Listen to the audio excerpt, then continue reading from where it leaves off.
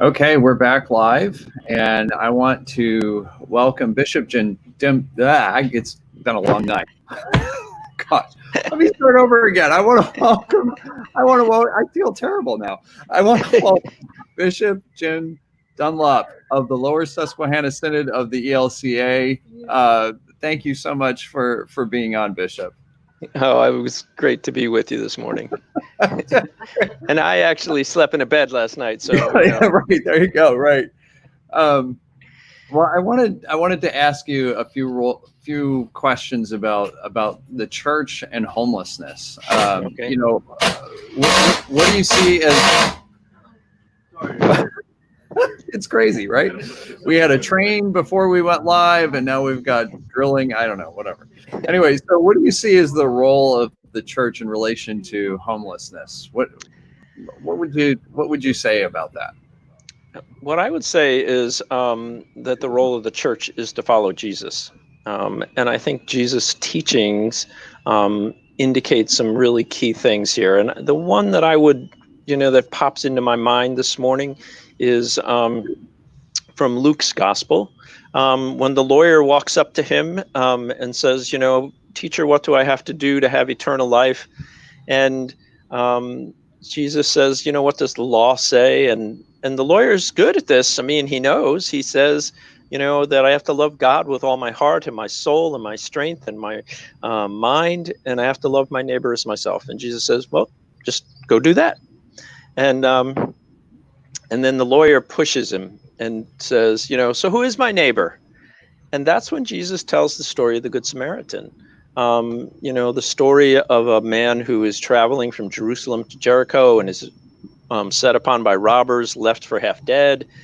And some religious authorities, which this is hard part for the New Testament. For those of us who are religious authorities, they always seem to be the bad guys. They walk by and don't do anything. But then the Samaritan, who is disrespected in their community, comes by and cares for this man and heals his wounds and takes him and puts him somewhere where he can stay and be sheltered and is cared for. And this is what Jesus calls us to do, to be those kind of neighbors, to be the ones that help those in need. And the statistics on homelessness are frightening. 3.7 million people in this country get evicted every year. And that was before we got into this crisis situation with COVID. Now we know we have record unemployment, and most poor people, and a lot of us are not aware, pay 50 to 70% of their income for rent and utilities. So they're barely surviving. And one crisis, unemployment, broken car, anything, can put them in a place where they can't pay their rent and they can be evicted. So I think the church has to be aware of this, and I think has to follow its call from Christ to be the neighbors that care for the people that are in need. So I think that's what the church's role is in this kind of work. Yeah, one of the things you mentioned was the evictions, and of course the governor extended the eviction moratorium to August 21st, which then we know that a tsunami of evictions are going to be coming up. Yes, and that's a huge concern. And do you have any thoughts as far as the church isn't the answer to everything as when it comes to these type of things? I mean, I know there's an argument of let the churches do stuff. I don't know about you, Bishop, but I wasn't trained in social services. No. And we have limited resources, whether that's on the synodical level or the congregational level. Do you have any thoughts about the moratorium and the challenges that are coming up with that? I think as good neighbors and Christians, we need to do a couple of things. The things that I think are most effective for our congregations and our work in ministry is for our people to be aware. And so I think it's really important that people connect with the people around them in their neighborhoods to understand what's going on. I think too often when we talk about homelessness, people immediately equate to the street person who's pushing a shopping cart. And there are people sleeping under bridges and need care and those kind of things. But there are lots of people around us that are suffering from homelessness, and they're finding other solutions, and they're invisible to us. The people who are couch surfing from one friend to another, the person who's sleeping in their car. And the things that I've seen that are effective in our congregations are situations where people have gotten connected with someone. We had a congregation where a person was sleeping in their car in the parking lot of the church, and the pastor went and talked to them. And the person said, I sleep in the church parking lot because I think the church parking lot is a safer place. So the pastor got involved with this person and connected with them and connected them to people in the congregation who were able to put them up for a brief period of time and recover. And too often we think, that somehow it's their fault kind of thing. And in fact, many poor people feel guilty about their situation, but the systems are stacked against them. And we need to be able to help people navigate through those systems. We can do that. And I think that work allows us to put a face to it and to be able to understand it better. But I don't think the church can, figure out how to deal with 3.7 million homeless people that are evicted every year in this country. So I think the second prong of the work the church has to do is to be in the business of advocacy. And I know you're going to be talking to Tracy DePasquale at some point in this time of work, but the work that LAMPA does in, really connecting with the state government, we've made significant progress in state-funded food programs and also advocating for people in homelessness. And a lot of our congregations are really concerned about hunger. And I think that's great. And we collect food and we give it out, but it's a stopgap measure. The real solutions come when people have safe homes and they have enough resource to actually buy their own food. So I think being better connected to it by really personally meeting the people that are suffering and using advocacy are ways that the church can make a difference for people and their lives.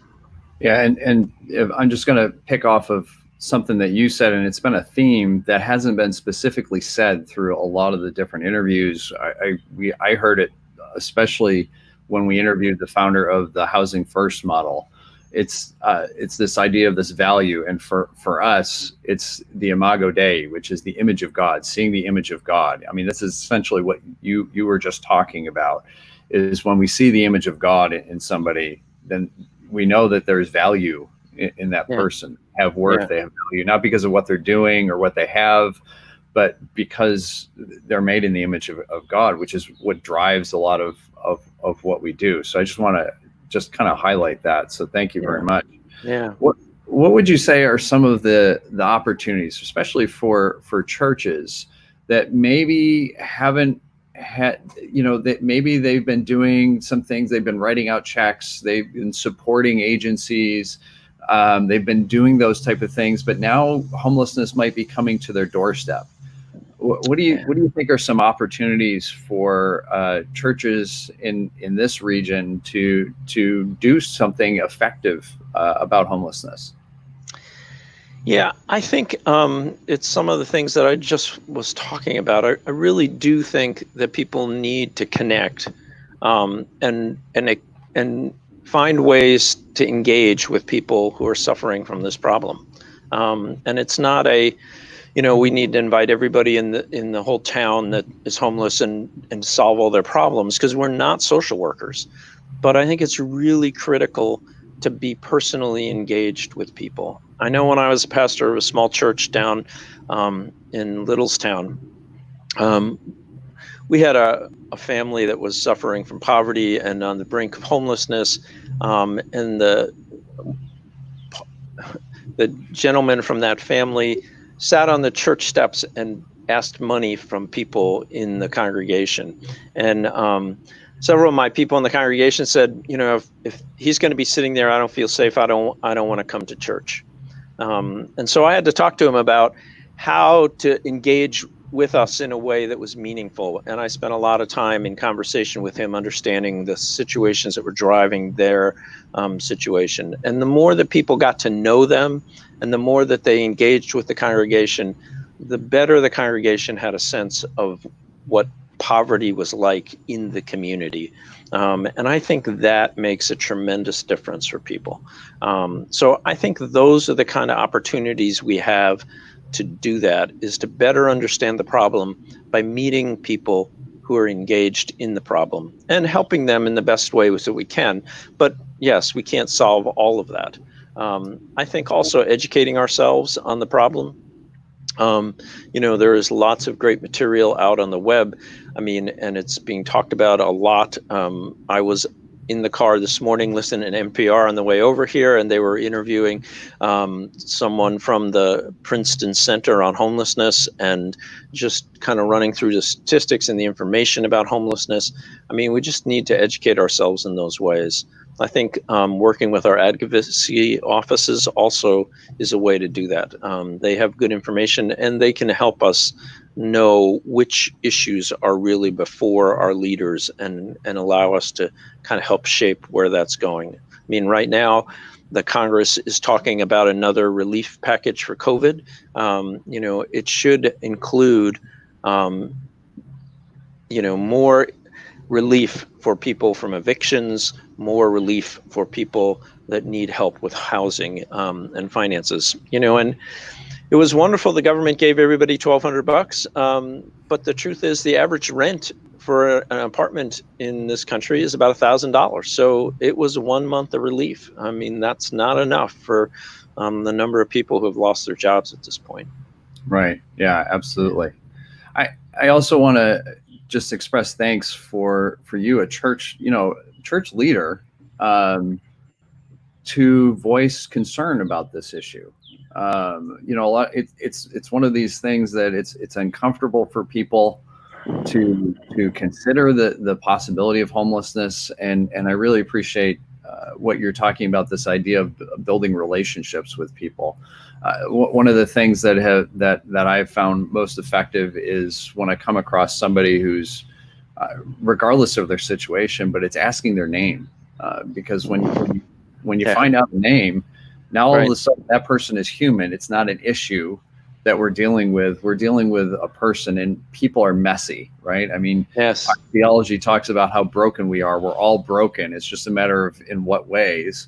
And in people who are experiencing homelessness, this is the way that they're broken, and broken in a lot of other ways as well. But we're also broken, and we're able to come together and in our brokenness and walk alongside each other. There's that great Lutheran term, accompaniment. Yeah. And I think that has been powerful for me. I've had the opportunity at times to sit and go to some of our meal programs where people come in that don't have food, and we feed them, but we sit and talk with them, and to hear their stories. Their stories are powerful. And so often politicians, media want to kind of categorize people as lazy, or but when you sit and talk with people who are desperate for employment, or they have 2 jobs, both of them are minimum wage, they can't barely keep up, those kind of situations, and you listen to how their lives are shaped, it really changes your perspective on what it means to be homeless or poor. Yeah, absolutely. Well, I was wondering if you could offer an encouraging word of faith for people who are laboring in this ministry, and for those who are experiencing homelessness as well. Yeah, I think the encouragement comes from Jesus. And at the end of the Good Samaritan story, it's interesting, Jesus often responds to questions with questions, and asks more questions. Right. And so he does that with the lawyer, because he tells the story of the Good Samaritan, and then he doesn't say, and that's who the neighbor is. He says, right, which of these was the neighbor? And the lawyer has no choice but to say the Samaritan is the neighbor. And so I think Jesus is calling us to be neighbors to be that person, to be the one who looks out for those around us, not based on who we are and our status but the fact that we are formed in the image of God, and as you said, broken at times and not perfect in the work that we do or the things that we do, but that we do everything we can to be that neighbor to the person in need. And I think that is what we're called to do. And I think the people who are engaged in this work are doing what Christ called them to do. Not to be perfect, not to solve all the problems of the world, but to be a neighbor to the person that they're engaged with. And I think that is the core of the gospel. And I think it's what we're called to do. And I think the people who are engaged in this work are doing exactly what Jesus wanted us to do, which is to see the person lying in the ditch and to find some way to bind their wounds and to give them shelter in the best way that we possibly can. And I think that's who we are as the people of God.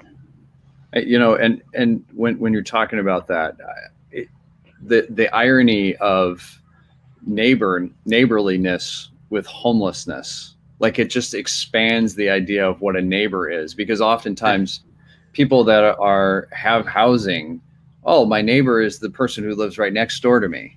Yes. It's kind of the first thing that comes to mind. And then when we're talking about this in terms of homelessness, there's somebody who doesn't have a home, and yet we're still called to be neighbors. And this expansion, and you all know that the parable expands on that idea of neighborliness also, to get to somebody who is hated and despised, right? I mean, it's a powerful parable. So I just want to thank you so much for coming on, Bishop. I really appreciate your insight, your wisdom, and the examples that you've been sharing with us. I think they're really encouraging, and I think it's really important for people to hear that there's a role for the church in this, but it's not to solve everybody's problem either. We've got a lot of things, and homelessness is just one of those things, right? But it's really to hopefully empower folks to go out and do the work as well. And I really appreciate you mentioning the role of advocacy.